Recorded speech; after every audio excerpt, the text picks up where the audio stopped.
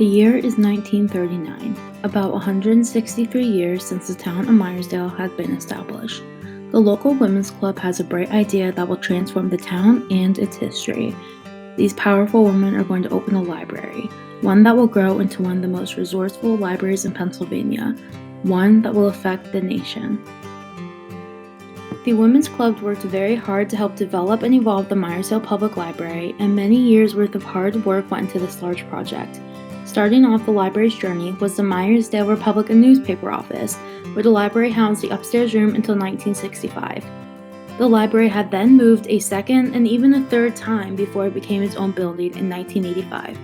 This move was very historic to Meyersdale, as the town was able to raise $150,000 to construct a completely new building for the library's new home. There was even a dedication ceremony held on May 11, 1985 for the library. The Meyersdale Public Library would not have been possible without the hard work and dedication of a core group of women leaders. Frances L. Eimer was the mother of the library, who fought for the library's formation, development, and growth from the very start, never giving up hope. Frances was not only the president of the Board of Trustees for the Meyersdale Public Library, but also the first president of the local women's club in which she established. She was honored with the title Woman of the Year in 1963 by the Women's Club, and just a year later honored as Citizen of the Year by the local Rotary Club.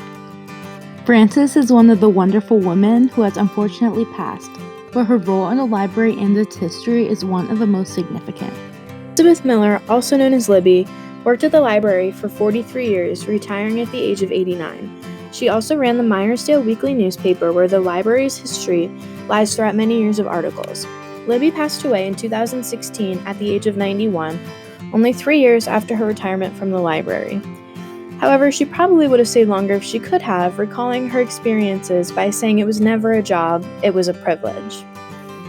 Marguerite Copley was another woman who dedicated her skills to the formation of the library, specifically the Pennsylvania Room.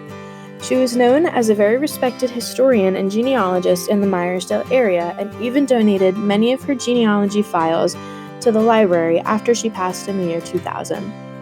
These files have helped many people across the nation to learn more about their family history and ancestors, and the Meyersdale Public Library is extremely thankful for her contributions.